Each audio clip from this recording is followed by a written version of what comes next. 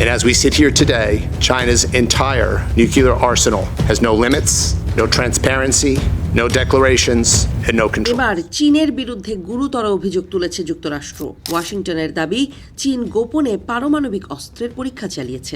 সম্প্রতি রাশিয়ার সাথে করা পরমাণু চুক্তির মেয়াদ শেষ হয়েছে, ফলে যুক্তরাষ্ট্র ও রাশিয়ার বড় পরিসরে পারমাণবিক পরীক্ষা চালাতে আর কোনো বাধা নেই।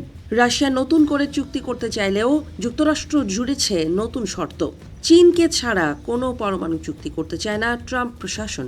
এরপরই যুক্তরাষ্ট্র দাবি করছে 2020 সালে চীন একাধিক গোপন পারমাণবিক পরীক্ষা চালিয়েছে। তাদের মতে এটা আন্তর্জাতিক পরমাণু পরীক্ষা নিষেধাজ্ঞা অঙ্গীকারের স্পষ্ট লঙ্ঘন। এই অভিযোগকে কেন্দ্র করে বিশ্ব রাজনীতিতে আবারও উত্তেজনা ছড়াচ্ছে। মার্কিন গণমাধ্যম CNN এর এক প্রতিবেদনে বলা হয়, নিউ স্টার্ট চুক্তির মেয়াদ শেষ হওয়ার মাত্র একদিন পরই চীনের বিরুদ্ধে এই অভিযোগ আনা হলো। এর ফলে কয়েক দশকের মধ্যে প্রথমবারের মতো বিশ্বের 2 বৃহত্তম পারমাণবিক শক্তিধর দেশের অস্ত্র ভাণ্ডারের ওপর আর কোনো আনুষ্ঠানিক সীমা রইল না। যুক্তরাষ্ট্র বলছে, এই বাস্তবতায় রাশিয়া ও চীনকে অন্তর্ভুক্ত করে একটি বিস্তৃত পরমাণু অস্ত্র নিয়ন্ত্রণ চুক্তি এখন সময়ের দাবি। ভিয়েনায় অনুষ্ঠিত এক বৈশ্বিক নিরস্ত্রীকরণ সম্মেলনে যুক্তরাষ্ট্রের আর্মস কন্ট্রোল ও আন্তর্জাতিক নিরাপত্তা বিষয়ক আন্ডার সেক্রেটারি থমাস ডিন্যানো এই অভিযোগ করেন। তিনি বলেন, যুক্তরাষ্ট্রের কাছে এমন তথ্য রয়েছে যা প্রমাণ করে চীন কয়েকটি গোপন পারমাণবিক পরীক্ষা চালিয়েছে। তার ভাষায় 2020 সালের 22 জুন চীন যে পরীক্ষা চালায় তার বিস্ফোরক শক্তি ছিল শত শত টন TNTর সমান। ডিন্যানো আরও দাবি করেন, এসব পরীক্ষা আড়াল করতে চীনা সামরিক বাহিনী ভূকম্পন গোপন রাখার বিশেষ কৌশল ব্যবহার করেছে, যাতে আন্তর্জাতিক নজরদারি ব্যবস্থায় তা ধরা না পড়ে। তবে যুক্তরাষ্ট্রের এই অভিযোগের সঙ্গে একমত নয় পারমাণবিক পরীক্ষা পর্যবেক্ষণকারী আন্তর্জাতিক সংস্থাগুলো। একটি আন্তর্জাতিক পর্যবেক্ষণ সংস্থার শীর্ষ কর্মকর্তা জানান, তাদের নজরদারি ব্যবস্থায় 2020 সালের 22 জুন কোনো পারমাণবিক বিস্ফোরণের সঙ্গে সামঞ্জস্যপূর্ণ ঘটনা ধরা পড়েনি।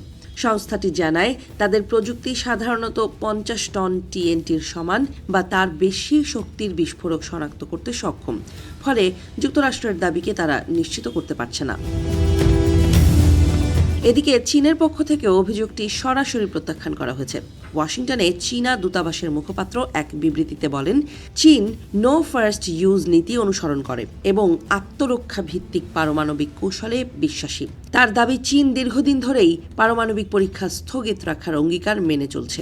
একই সঙ্গে তিনি আন্তর্জাতিক পারমাণবিক নিরস্ত্রীকরণ ও অপ্রসারণ ব্যবস্থাকে শক্তিশালী সব দেশের সঙ্গে কাজ করার আগ্রহ প্রকাশ করেন এবং যুক্তরাষ্ট্রকেও পরীক্ষা নিষেধাজ্ঞা মেনে চলার আহ্বান জানান। নিউ স্টার্ট চুক্তির মেয়াদ শেষ হওয়াকে ডিন্যানো এক যুগের অবসান হিসেবে উল্লেখ করেন। তিনি বলেন, এটি যুক্তরাষ্ট্রের একতরফা সংযমের সমাপ্তি। যুক্তরাষ্ট্র তার চলমান পারমাণবিক আধুনিকায়ন কর্মসূচি সম্পন্ন করবে এবং প্রয়োজনে অতিরিক্ত সক্ষমতা ব্যবহারের পথও খোলা রাখবে। ভবিষ্যতে অস্ত্র নিয়ন্ত্রণ আলোচনায় রাশিয়ার পাশাপাশি অন্য পারমাণবিক শক্তিধর দেশগুলোকেও অন্তর্ভুক্ত করা প্রয়োজন বলেও মন্তব্য করেন তিনি।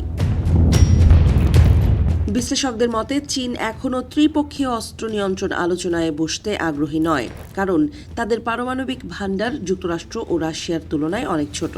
তবে নিউ স্টার্টের অবসান এবং সম্ভাব্য অস্ত্র ভাণ্ডার সম্প্রসারণের চাপ শেষ পর্যন্ত চীনকে আলোচনায় বসতে বাধ্য করতে পারে বলে ধারণা করছেন কেউ কেউ। অস্ত্র নিয়ন্ত্রণ বিশেষজ্ঞরা সতর্ক করে বলেছেন, পারমাণবিক পরীক্ষা নিষেধাজ্ঞা লঙ্ঘনের অভিযোগ অত্যন্ত গুরুতর বিষয়। তবে কেবল অভিযোগ আর পাল্টা বক্তব্যে সমস্যার সমাধান হবে না।